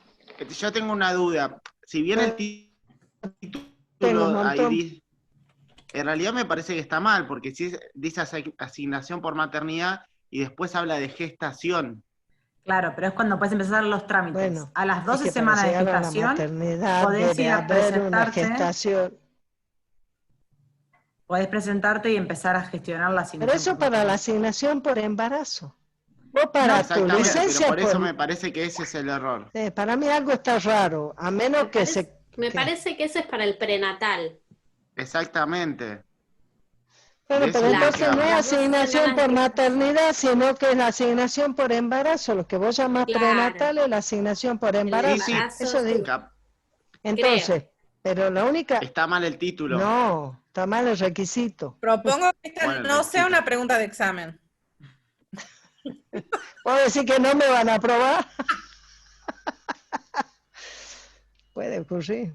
Diferencia entre Yo asignación y interpreto licencia. que Muy es para bien, empezar muy a bien, gestionar la Adela, ¿ves? asignación. Son trámites concatenados, exactamente. Pero para... No, vos sabés que no creo eso. Vos vas a estar, vos a las 12 semanas vas a tramitar la asignación por embarazo o la asignación por embarazo para protección social. Y vos, tu asignación por maternidad, o sea, lo que nosotros llamamos la licencia por maternidad, la asignación por maternidad, la tramitas cuando está acercándose a la fecha de tu... Yo sé que la única razón que le encontraría lógica que pongan esto es que si tu niño nace antes de las 12 semanas, no se considera nacimiento. ¿Entendés? Entonces no te correspondan los 3 meses de licencia. Es la única razón por la que yo diría, bueno, puede ser que te he puesto ahí así. Si a vos te nace un niño a los 4 meses de embarazo que no logra sobrevivir porque no tiene el desarrollo para eso, te puede corresponder la licencia. Capaz que es eso, no sé, bueno. ¿Quién se va a ocupar de averiguar y nos va a averiguar todo? Yo puedo si quieren, para la próxima clase. O Muy lo bien. subo al campus, no sé. Las dos cosas. Bueno, Porque yo al campus no puedo llegar, me queda lejos. Pero una consulta quiero Esa es hacerles. Patricia. ¿Qué querés hacer? 12 semanas son 3 meses. Sí. Supone que si vos tenés la gestación del bebé hasta el tercer mes, o sea, no se considera embarazo, entonces ante la ley. No, Patricio, ya No. hemos visto que para embarazo sí es. Vos tenés que tener 3 meses de embarazo y ahí podés tramitar la asignación por embarazo, y que si la tramitas ahí antes de la semana 30, te pagan todos los meses. Pero aquí estamos hablando de la asignación por maternidad, que es lo que nosotros llamamos la licencia por maternidad, los 3 meses eso que a vos te pagan y vos te ocupás del nacimiento de tu bebé, y que le corresponde a las mujeres y no a los varones. Te iba a ¿Estamos de decir, no me acuerdo? confundas más porque le decís vos, y el chango no puede ni quedar embarazado. No sabés. No va a Y si No, llegas a pero- ser persona gestante, No, pero qué moderno. la independientemente maestra. de lo biológico, o sea, hay cuestiones que vos el día de mañana cuando estás enfrente de una compañera tenés que informarle la situación. Claro. Entonces, a ver, independientemente de que mi sexo sea masculino, o sea, independientemente de eso, no tiene que ver. No, la Mariana se burla de mí porque yo te digo a vos, si vos tenés 3 meses de embarazo, y ella dice, si Patricia tiene 3 meses de embarazo, yo me caigo de espalda. Son dice muy ella. modernos, chicos, son muy modernos y yo soy muy binaria. Pero nos estamos entendiendo bien. Obvio. Bien poco. No, confirmemos lo de las 12 semanas, pero para mí, o está mal puesto ahí, que no me acuerdo cuándo lo hemos puesto, pero o está mal puesto ahí, No, yo lo acabo de pero buscar no en la está mal página puesto esta ahí igual. porque aparece en ANSES. Claro, Aparece sí, en sí. la página de ANSES. Entonces, sí, está sí, mal bueno, puesto en ANSES. o No, está en mal realidad, puesto si me en... permiten, es como A ver, que, aunque a ver. sean dos licencias distintas que juegan en distintos momentos, uno es durante el embarazo y después se produce, esta de asignación por maternidad tiene el requisito ineludible de que nazca el bebé y nunca puede considerarse si nace antes de las 12 semanas de gestación. Eso es lo que yo creo. Entonces, después Eso es sí, lo que- una se transforma en otra, primero por embarazo y después por maternidad. O sea, es como que una de las chicas dijo, Eso es creo yo, por concatenado. eso, Sí, para mí es así. Concatenado, sí. sí, Entonces, si eso vos tenés, significa que si el nacimiento es a los 4 meses de embarazo, tenés derecho a tener tu licencia por maternidad, aunque el niño no pueda vivir. Exactamente, claro, exactamente. Probablemente sea eso, Qué pero la verdad es lógica, que no ¿no? puedo jurar por la madre, no, ni la mía ni la de ustedes, pues no la vamos a involucrar, así que lo confirmamos, ¿ah? Bueno, pero acá lo más restrictivo no es tener 12 semanas de... Bueno, no es tener 2 semanas de embarazo, obvio, es tener 3 meses de antigüedad en el empleo. O sea, si vos entras a laburar hoy y mañana tener el bebé, no te corresponde legalmente la licencia por maternidad. Y si sos trabajadora de temporada, te va a corresponder si estás trabajando cuando es la licencia. Ahí no tenés los 3 meses de antigüedad como requisito. Vamos a la siguiente.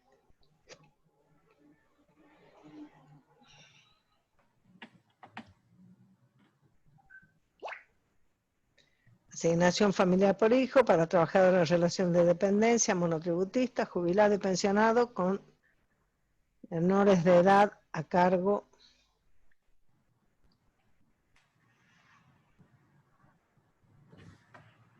Wow.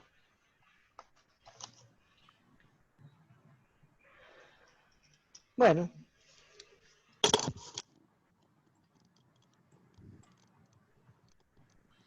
Trabajadora en relación de dependencia, el Sistema Único de Asignaciones Familiares, el SUAF, trabajadores monotributistas, trabajadores de temporada, trabajadores que se encuentren cobrando por la RT, trabajadores con prestación por desempleo, personas que cobren la pensión de veteranos de Malvinas, jubilados y pensionados. ¿Estamos?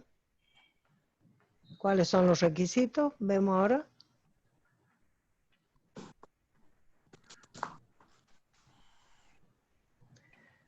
De los padres, que los ingresos, tanto individual como en grupo familiar, no superen los topes que están previstos. Y del hijo, tener menos de 18 años. Y no hay límite de edad en caso del hijo con discapacidad.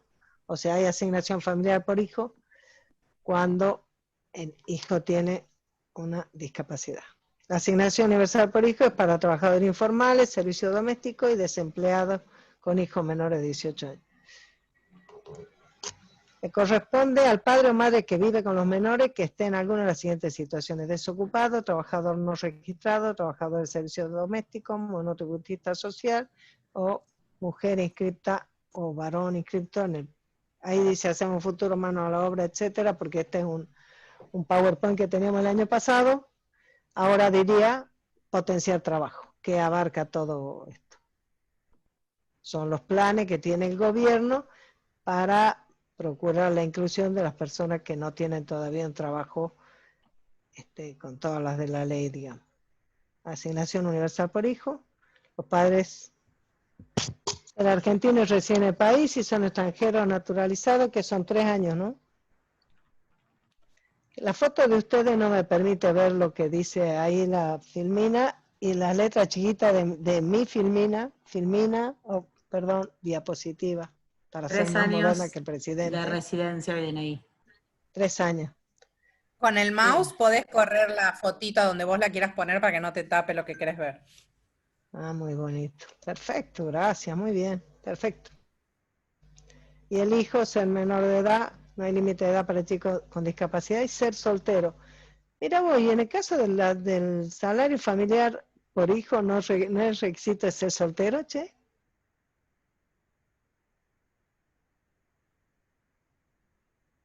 Bueno, otra inquietud.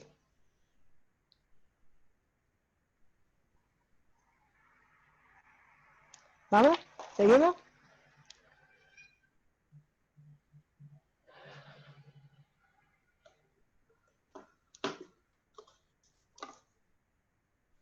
Nacimiento y adopción. ¿A quiénes les corresponde? A quienes están en el Sistema Único de Asignaciones Familiares, son trabajadores en relación de dependencia, trabajadores que están por la RT, que son, los que están con la RT son trabajadores en relación de dependencia, que en ese momento el que le está pagando el sueldo es la RT. Personas que cobran la prestación por desempleo son personas que estaban trabajando, que quedaron sin empleo y están dentro de esa ventana de tiempo en el que están protegidos por la prestación por desempleo, todavía están en el sistema. Y las personas que son veteranos de Malvinas.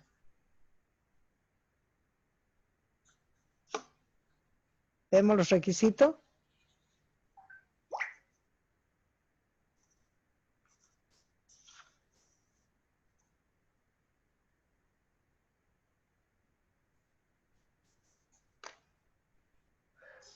En caso de nacimiento, el menor debe tener entre 2 meses y 2 años. Claro, bueno, podés ir a declarar podés ir a declarar el nacimiento cuando han pasado 3 años, pero en ese caso no te va a corresponder que el Estado te pague la prestación. Hasta 2 años es el tiempo que tenés. Y en el caso de adopción, también, nada más que en vez de ser del nacimiento, es desde la fecha de la sentencia digamos, que declara la adopción. Los ingresos individuales no tienen que superar los topes máximos, eso ya vemos siempre. Y en el caso del trabajador en relación de dependencia, tiene que tener 6 meses de antigüedad en su trabajo. O sea, 3 meses para tener la licencia por maternidad y 6 meses para poder cobrar el nacimiento o la adopción. La ayuda escolar anual le corresponde a los que cobran cualquiera de las asignaciones por hijo, sea la llamada asignación familiar o la llamada asignación universal, que son diferentes, ya sabemos por qué son diferentes, a quienes le corresponde y los requisitos que deben cumplir. Los requisitos del hijo es asistir a establecimiento educativo incorporado a la enseñanza oficial, no importa si son públicos o privados, pero deben ser establecimientos reconocidos y se refiere a los hijos que están en el sistema obligatorio de la educación, ¿no? Y el hijo con discapacidad tiene que tener vigente la autorización para el pago de asignación por hijo con discapacidad emitida por ANSES. Bueno, ¿seguimos? La asignación por matrimonio la cobran por única vez las personas que contraen matrimonio. Esta es la más divertida porque la pueden cobrar los dos. Si están registrados, si están con una prestación por desempleo, una RT, si son trabajadores de temporada o si son veteranos de Malvinas. Para mí en esta se tendría que incluir a los monotributistas. A mí me pasó y me hubiese gustado que estemos incorporados. Te hubiese gustado cobrar. ¿Y los monotributistas sociales no deberían poder cobrar? Claro, bueno, todos los monotributistas. Es que en realidad, claro, en realidad debería haber como una unificación del régimen de asignaciones familiares para todos ellos, ¿no? Bueno, sigamos. El punto acá lo que plantea una cierta discusión conceptual es el hecho de que el régimen de asignaciones por relación para trabajadores en relación de dependencia es lo que sería estrictamente un sistema contributivo. La parte empleadora pone un recurso proporcional de lo que paga de sueldo para sostener el régimen. En el caso de la asignación universal por hijo o por embarazo, no hay empleador. No hay empleador. Entonces no está sostenido por el sistema contributivo, lo paga directamente el Tesoro. Y es lo mismo que pasaría para los monotributistas, Camila. ¿Entendés? Porque la persona que paga el monotributo no paga el régimen, no aporta al régimen no aporta al SUAF, al sistema único de asignaciones familiares. Es un tema, ¿no? Es un tema. Si mientras se mantiene ese debate, que también ya vamos a ver cuando veamos las jubilaciones, que no es verdad que las jubilaciones se pagan con lo que se recauda previsionalmente. Para pagarlo, el Tesoro tiene que poner recursos que provendrán del IVA o de otros impuestos. Pero bueno, capaz que todo eso habría que repensarlo, ¿no? Siempre alrededor del trabajo, pero no solo del trabajo en relación de dependencia. Por ahí habría que pensar. Bueno, lo cobran las personas contra el matrimonio, los que están en el SUAF, en desempleo, en la RT, son de temporada, son veteranos de Malvinas. ¿Seguimos? Y los requisitos: tener el matrimonio acreditado en ANSES y estar dentro de los 2 meses y 2 años de ocurrido el evento.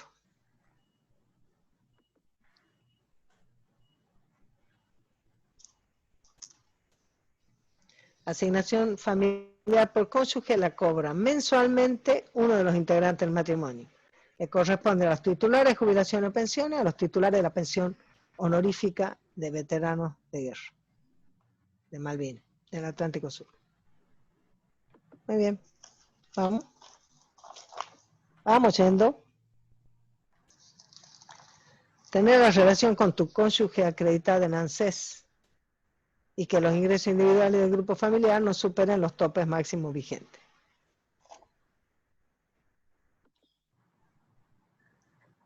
Bueno, y esto lo agregamos para que lo tengamos presente, que aunque no son en sentido estricto lo que se llaman asignaciones familiares, forman parte de la protección social a la familia. Son asignaciones no contributivas en el sentido que no están sostenidas por la contribución de algún sector, ni de trabajadores ni de empleadores. Todo están a cargo del Tesoro Nacional.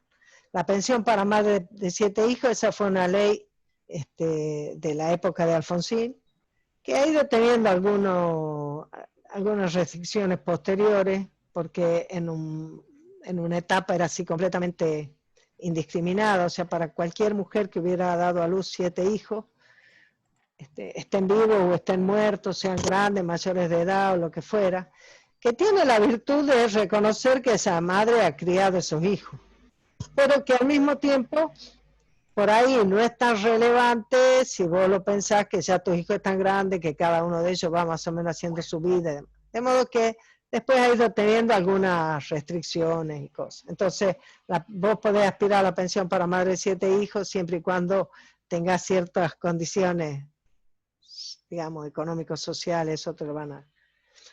el subsidio por contención familiar, la pensión a la vejez, la pensión por discapacidad, la pensión honorífica de veteranos del Atlántico Sur.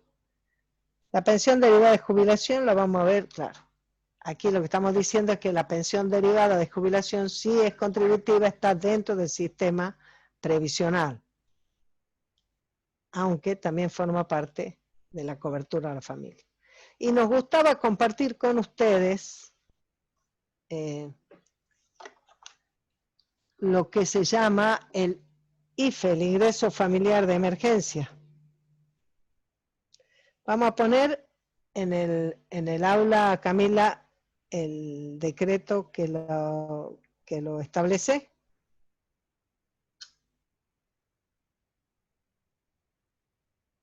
Sí, lo voy a subir. Había un documento que mandó hoy Guada, no sé si quieren que lo mostremos. Guadalupe, sí.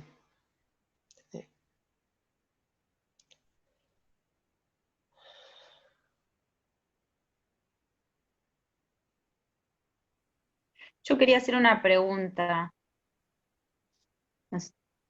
Dale. ¿Hay alguna diferencia entre pensión y asignación? ¿Qué pensión y qué asignación? Sí, No, las por pensiones ejemplo, no son asignaciones familiares. claro, eso, las pensiones no son asignaciones familiares. No están dentro del SUAF, digamos, no están dentro del Sistema Único de Asignaciones Familiares.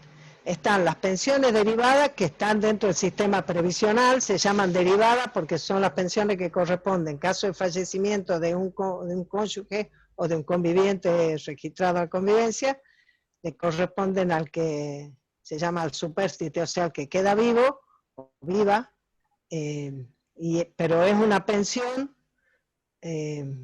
no está dentro del sistema de asignación, es una pensión que está dentro del sistema previsional, o sea, le corresponde por haber cumplido los requisitos de estar aportando, de estar dentro, de que le hayan hecho los aportes y demás. Esa pensión, la pensión para madre de 7 hijos, no está dentro de del sistema de asignaciones familiares, tampoco es contributiva. La pensión para veteranos de Malvinas tampoco. No sé cuál otro dijimos ahí, pero la pensión a la vejez, que ya en este momento está sustituida por lo que se llama la PUAM, que es la pensión universal para adultos mayores. Esa fue una creación del gobierno de Macri del año 2016, que nosotros en general la vemos cuando vemos previsional. Es una pensión que se establece para personas que tienen a partir de los 65 años, que no reúnen los requisitos para poder jubilarse, aunque tengan la edad, porque no han estado en el sistema jubilatorio durante 30 años, como tienen que estar para poder jubilarse. Entonces, lo que se les otorga, la pensión universal de adulto mayor, lo que otorga es una pensión que equivale al 80% del haber mínimo de las jubilaciones, que son bastante bajos. Ahora, en septiembre, creo que las jubilaciones mínimas van a estar 18.000 pesos y la PUAM va a estar, no sé, en 15.000 más o menos, 14 y pico. Tiene una virtud interesante, que es que tiene la cobertura del PAMI, en cambio las otras pensiones probablemente no. Tienen otro sistema que se llama el Incluir Salud, se llamaba, no sé si es llamando igual ahora.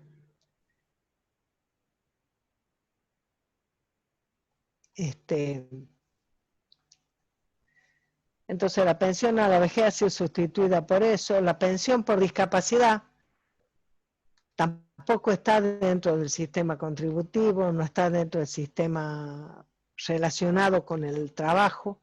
De hecho, estamos trabajando la posibilidad de que por ahora, todas estas pensiones son incompatibles con tener otros ingresos por un trabajo registrado. Lo cual tiene sus bemoles, porque, por ejemplo, la PUAM, la Pensión Universal para el Adulto Mayor, cuando empezó, el texto de la ley decía que si vos tenías, ponele, vos llegó a los 65 años y habías trabajado muchos años de tu vida, pero reunías solamente 25 años de estar registrada. Entonces vos podías cobrar la PUAM y durante 5 años seguir trabajando, completar tus 30 años de aporte y convertir tu pensión en una jubilación. Porque la PUAM, el problema que tiene, además de ser 80% del haber y no la totalidad, el otro problema que tiene es que si vos tenés hijos menores o tenés una pareja, si vos te morís, él no puede tener un beneficio. No, es lo que se llama técnicamente, no tiene derecho habiente, no tiene personas que puedan retener una parte de ese beneficio previsional cuando la persona fallece. Eso no tiene la PUAM. Entonces la ley decía que si vos completabas los años de aporte, podías convertirlo en una jubilación. Pero la práctica durante el gobierno de Macri, y eso no ha cambiado todavía, esperemos que cambie, es que en vez de haber desplegado la ley, la han ido restringiendo, le ha puesto muchos condicionantes socioeconómicos, por ejemplo, que no tenía originalmente la ley. La ley decía que vos podías tener la pensión universal de adulto mayor cuando tenías la edad. El requisito era tener la edad, no era estar lleno de requisitos. Bueno, hoy si tenés un auto que tiene menos de 10 años de antigüedad, ya estás afuera. Si tenés una propiedad de determinadas condiciones. O sea, hoy la pensión universal para adultos mayores, además de no ser universal, se ha convertido también en un filtro y a su vez incompatible. En el caso de la pensión por discapacidad, lo que nosotros estamos trabajando es para que deje de ser incompatible con un empleo, porque la discapacidad no es una incapacidad laboral, que también lo vamos a ver cuando veamos ART. La discapacidad quiere decir que hay alguna condición en tu persona que tenés alguna clase de limitación, por ejemplo, visual o auditiva, o motriz, o mental, o psicológica, ¿verdad? Y hay estándares por los cuales a vos, una junta médica dice que efectivamente tenés tal porcentaje de discapacidad y por lo tanto, si además socialmente, bla, bla, tenés derecho a tener tu pensión por discapacidad. Pero lo que nosotros discutimos es que tener una pensión por discapacidad no debería ser un requisito, digamos, no debería ser incompatible con que vos tengas la posibilidad de tener un empleo, porque vos podés ser una persona ciega y trabajar en un call center, o podés ser una persona sorda y trabajar perfectamente en un lugar donde se hace, donde se clasifica cosas, que requiere una concentración en ese sentido. Pero hoy por hoy, si vos tenés la pensión, no podés, si vos tenés la pensión cuando conseguís un trabajo en relación de dependencia, inscripto y demás, el Estado te retira la pensión. Y sin embargo, las personas que tienen alguna discapacidad muy probablemente van a tener la vida un poco más cara, o van a necesitar más equipamiento, o van a necesitar a alguien que los acompañe, En fin, estamos en esa pelea todavía para que las personas que tienen una pensión por discapacidad no tengan incompatibilidad para tener un empleo, porque todas esas disposiciones y lo que hacen es fomentar el empleo no registrado, porque una persona que tiene una discapacidad, si consigue un trabajo, va a pedir que no le inscriban, se lo den al trabajo, pero no le inscriban porque no quiere perder su pensión. Quiere tener los dos ingresos, como es lógico. Bueno. Consulta, ¿es posible cobrar el PUAN y discapacidad al mismo tiempo? No. La pensión por discapacidad es incompatible con otras prestaciones del Estado. Pero que es incompatible con otras prestaciones del Estado, por lo menos desde el punto de vista económico, uno comprende que el Estado diga, bueno, no puedo bancar todo. Ahora, ¿por qué te va a ser incompatible con un empleo? Donde o te lo dan a vos, se lo dan a otro, pero si alguien te da un empleo es porque necesita que alguien haga ese trabajo. Entonces, ¿no? ¿Entenden? Creo yo. Después uno puede discutir más que por qué, qué sé yo. Se puede conversar, que la persona si tiene la PUA, pero también tiene una discapacidad, también tiene su vida más cara, vos me podés hacer esa reflexión y tendrás razón. Yo lo que digo es que es de tal arbitrariedad que sea incompatible que cobres una pensión y que tengas un trabajo. Por ejemplo, si vos sos jubilado, vos podés trabajar en lo privado con la condición de que tus aportes jubilatorios, cuando vos ya sos jubilada, no van a ir para vos, no te van a permitir a vos mejorar tu jubilación. Van a ir al fondo de jubilación, pero bueno, está fenómeno.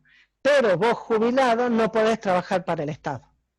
Pero bueno, yo supongo que eso también tiene una parte comprensible en el hecho de que cuando vos trabajás para el Estado, el que te tiene que pagar es el Estado. En cambio, al Estado no le joroba que vos trabajes para un privado. ¿Me entendés? Porque ¿en qué lo perjudica al Estado? Al revés. Es por alguien más que recibe los aportes, las contribuciones y demás. Que es lo mismo que yo pienso que pasaría acá. Ahora, si vos ya sos jubilado, tenés la pensión universal, bueno, que te tenga que dar otra prestación el Estado es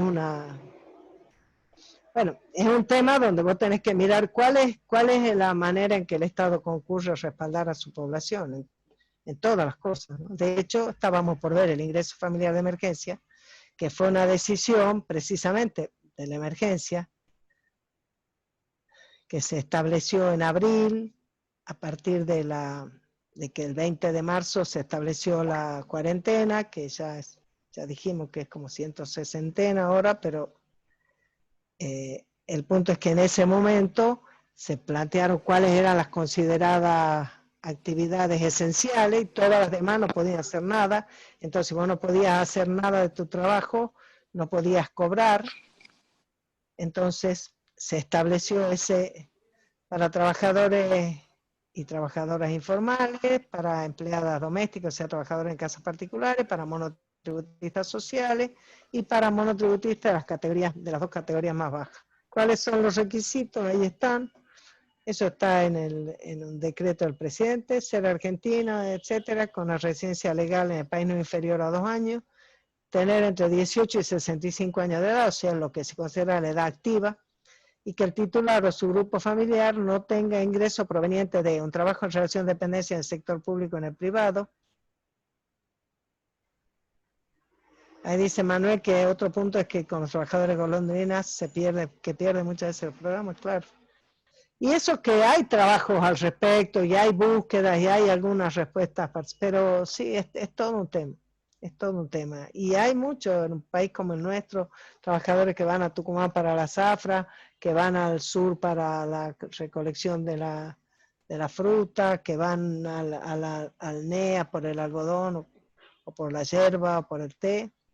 Bueno, sí, esos son todos temas que andan ahí. Muy bien, el decreto 310 del 2020, dice la Micaela, muy bien. La Micaela junto con la Guadalupe estudian el boletín oficial, muy bien. ¿Tenés entre 15 Pimpi es del 23 de marzo, o sea, fíjate que el ASPO lo fijaron el 19, la emergencia, y el 23 ya salió el decreto. Después, más abajo, no de abril, sino de marzo. Sí, de señor, marzo. muy bien. Muy bien.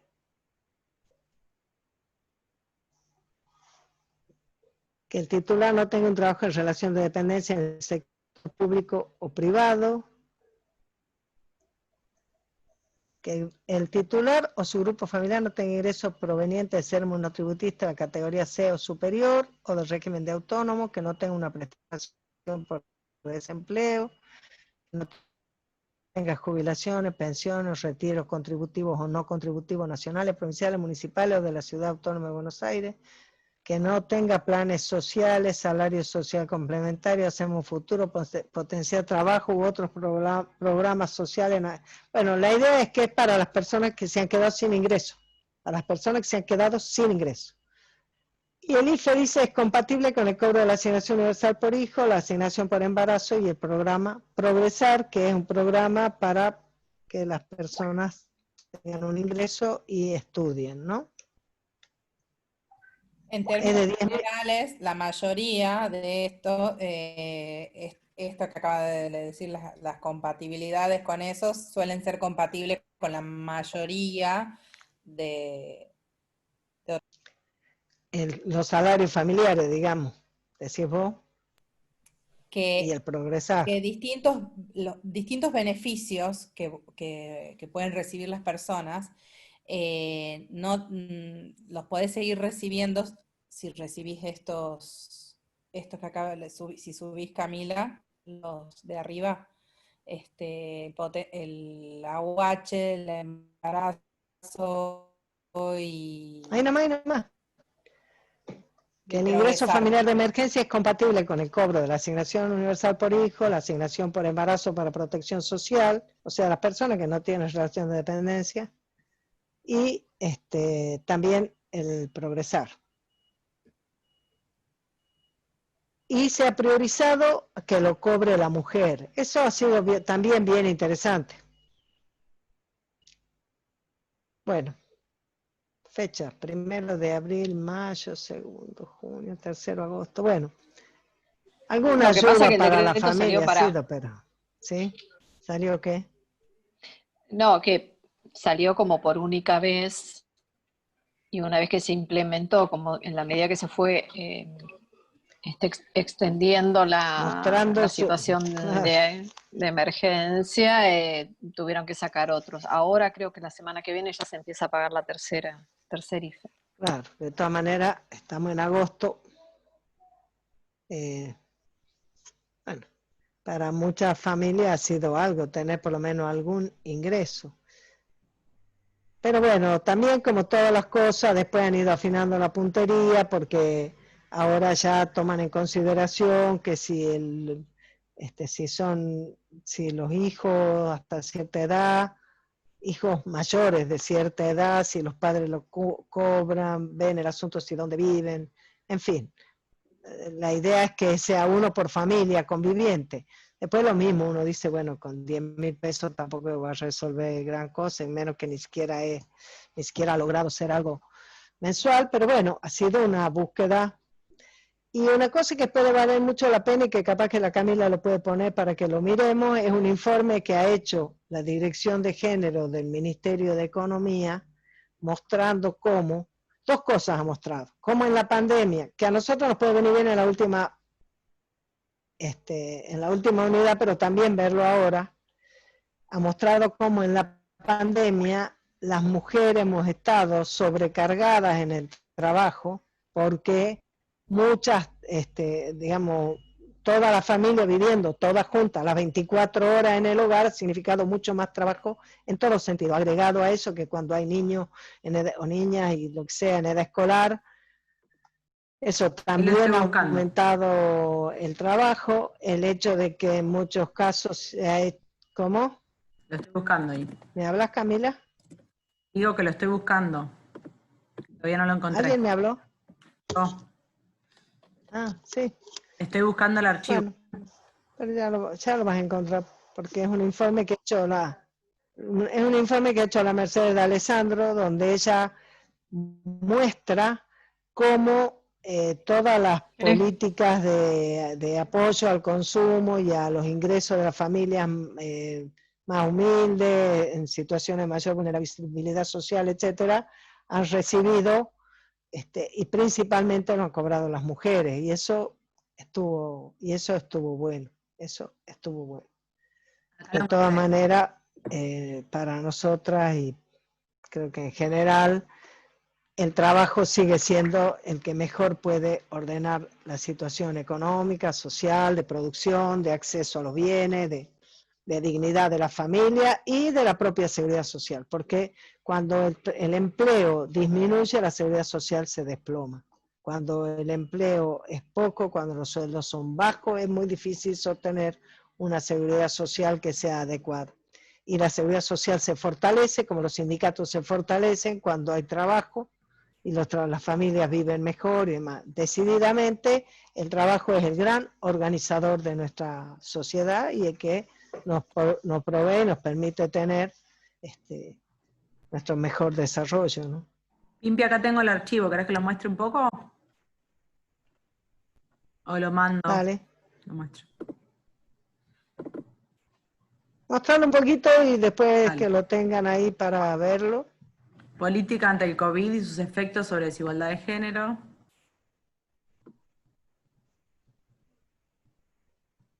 Acá. Muestra algunos de los gráficos esta vez, mira.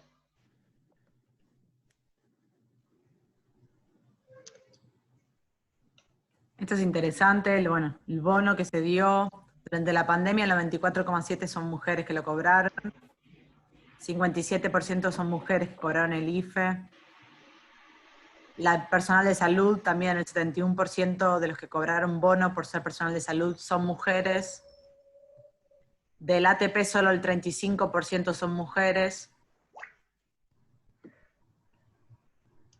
Del ATP nosotros no hemos hablado porque no es exactamente dentro de la seguridad de las asignaciones familiares. Esto es un respaldo a las empresas cuya tarea no está declarada esencial para que puedan pagar, aunque sea una parte de los salarios. De hecho, nosotros intentamos que a las familias que no tenían ingresos le ayuden a pagar a sus empleadas domésticas, aunque sea una parte. Todavía no lo hemos conseguido, pero nos parece que es bastante justo también. Igual que en el 2001 aparece en esto, digamos, como el sector más afectado, el de las mujeres. Claro, pero en este caso, además de ser el más afectado, el que ha sido más tenido en cuenta, Mariana. Claro, es que, bueno, justamente. Claro, vos decís que en ese sentido... Tenés el mismo sector y aún, en este caso tenemos una respuesta concreta hacia ese sector. Claro. Ya se tenía además, y además recordemos que el IFE, cuando fue planificado por este gobierno, si yo no entendí mal, ellos no esperaban estos números, ellos esperaban mucho menor, se sorprendieron con la cantidad de personas que estaban en condiciones de... Y eso es porque es el sector no registrado. Calculaban 3,5 millones y terminó siendo 9 millones. Por eso digo. Por eso digo que en el 2000... Bueno, por eso tampoco lo han podido estandarizar que sea todos los meses, porque imagínate que tiene una caída de la recaudación importante, porque tiene una caída de la economía importante, y entonces está sosteniendo todo este apoyo en la emisión de moneda. ¿Sabés lo que escuché ayer en TN? Tiene su límite. No, bueno. No, mentira, no era TN. En La Nación Más, la diputada Mariana Zubik, creo que se llama. Uy, sí, esa es de Santa Cruz. No, de terror, diciendo que, claro, estas políticas no hacen más que acostumbrar a la gente, porque ya les han creado un derecho.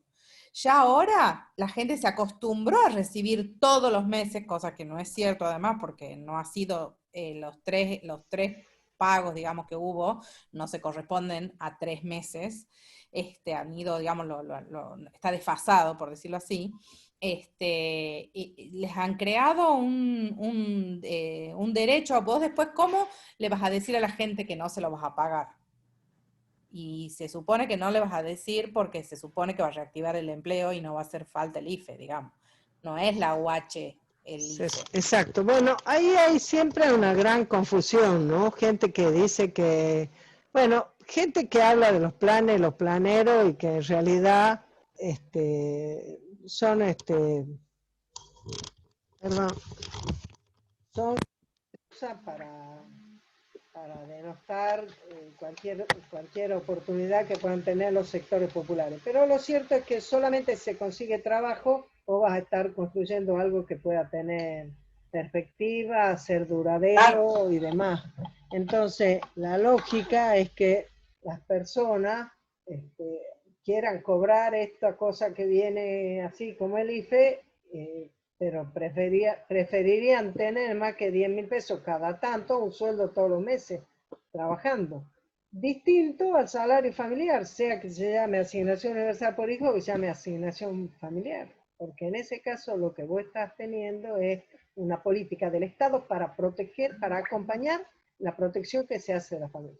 Son dos conceptos bien diferentes. Y en el caso del IFE o de ese tipo de políticas, la expectativa que uno tiene es que sean de corto plazo y sirvan como puente más bien para que se pueda tener un empleo registrado, con seguridad social, con oportunidad de acceder a la previsión social también, porque bueno, eso es lo que un pueblo que está alimentado, que tiene la dignidad del trabajo, es el que puede construir la grandeza de la patria, ¿no? Pero bueno, ahora estamos también en una emergencia, entonces tampoco es que se pueden resolver todos los problemas con alguna teoría, ¿no? Bueno, este material lo va a subir la Camila, o ya lo habrá subido, no sé, porque es muy hábil, muy hábil. Lo voy a subir, hoy lo subo. Bueno, y ahora nos miremos a la cara y nos comentemos lo que quisiéramos comentarnos antes de ir a preparar la comida. No, de lo que están hablando, hay una cuestión muy importante que quizás ustedes tocaron recién el tema, que más que nada no tiene que ver con el IFE, sino con el ATP, y que el gobierno está pensando devolver la totalidad de los préstamos a las compañías que integren la planilla de nuevos empleados. No sé si están al tanto más o menos cómo se maneja esa metodología, pero no quiero desviar mucho la clase, disculpen. Pero me pareció importante comentárselos. Claro. Eso Porque, no bueno, son asignaciones familiares, pero es verdad que son formas en que el Estado está concurriendo a sustituir lo que implica el hecho de que al no tener permitido una actividad económica, esa empresa no tiene ingreso, y en algunos casos le ha dado un subsidio, pero en otros casos le ha dado como préstamo, y entonces está buscando, eso que vos decís me parece que todavía no está resuelto. Acá nuestra lectora de boletín oficial nos puede asegurar lo que yo digo, pero yo creo que eso está en lo que está en debatiendo, estudio, claro, todavía. que es buscar, digamos, premiar a quien tome nuevos empleos, digamos, permitiéndole o no devolver, o devolver una parte, o sacarle interés, en fin, no sé. O sea, buscar algún beneficio económico también para las empresas que generen más empleo. No. Algo así, ¿no? ¿De eso habla Patricio? Sí, exactamente, sí. Sí, tiene que ver con eso, con devolver el 100% de la totalidad con el subsidio correspondiente. Claro. A nosotros nos hubiera gustado mucho que nos respondieran sobre a darle una mano para el pago a la empleada doméstica. A la empleada doméstica también le hubiera gustado mucho, como es lógico, porque hay empleadores que están sin ingreso, entonces se les puede hacer complicado, porque además, escuchame, llamamos por 5 meses. Es muy bravo.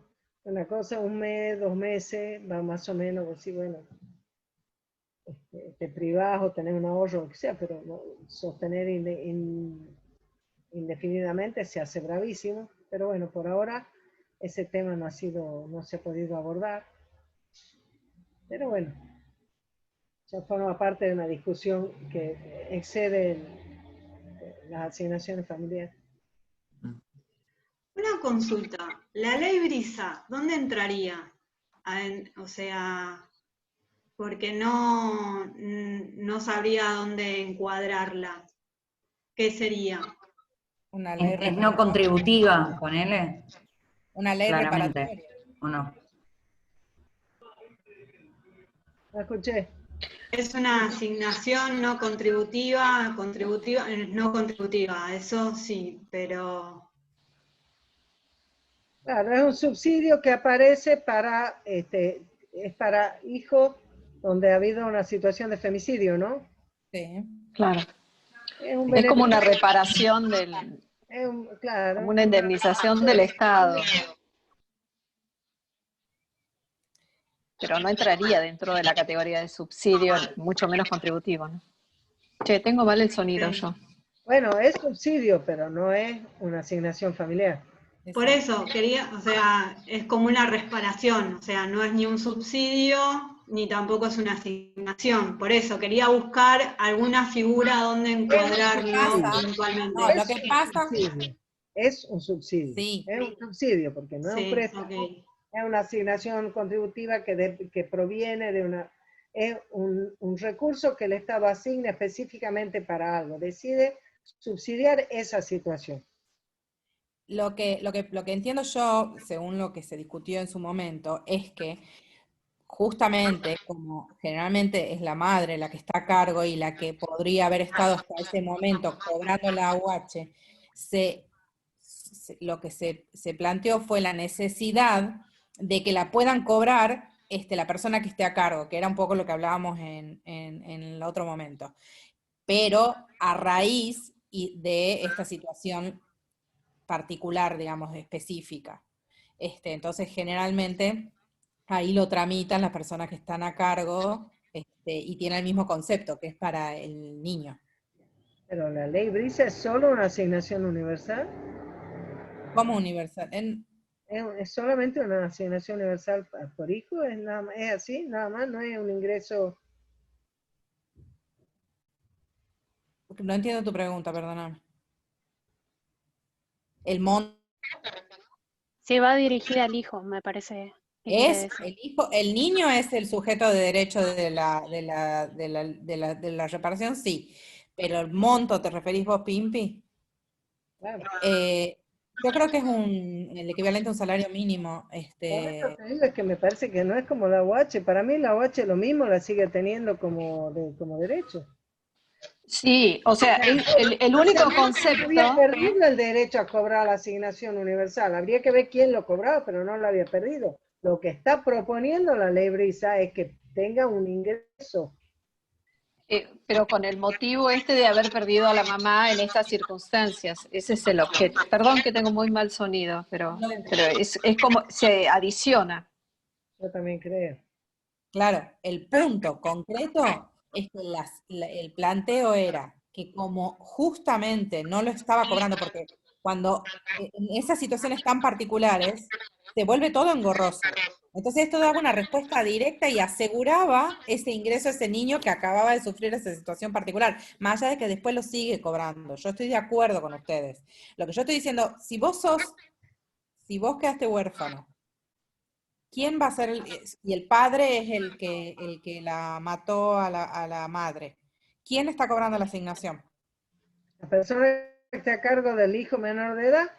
Bueno, eso es un trámite, en la vida real. Tiene que haber alguien a cargo del niño. Por eso en la vida real demora, es un trámite, hay que hacerlo, hay que justificarlo, es todo una cuestión. ¿Entendés lo que planteo? Sí, yo entiendo, pero lo que no creo es que la ley Brisa sea solamente el derecho a que la asignación universal la cobre a alguien porque no tiene la madre y el padre está preso. No dije eso, sí, dije eso. Por eso, entonces yo digo, tiene un ingreso por la ley Brisa y además la asignación universal. Sí. O sea, es un derecho que no lo pierde. Sí. Eso entiendo yo. Sí, sí. Bueno, muy bien. Comentarios, preguntas, respuestas, un poco más de respuestas hacen falta aquí, jóvenes y jóvenes.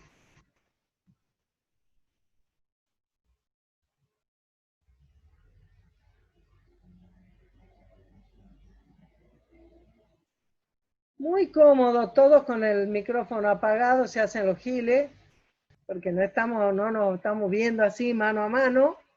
Bueno.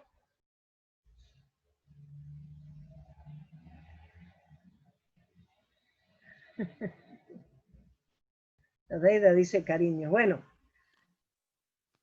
Sí, consulta. Sí, consulta. ¿La próxima clase es la semana que viene o es en 2 semanas como hicimos hoy? En 2 semanas. Muy bien. Por eso se supone que los videos que ustedes tienen, que les manda Pimpi, los tienen que ver en el momento en que no tenemos clase. Ok, gracias por la aclaración.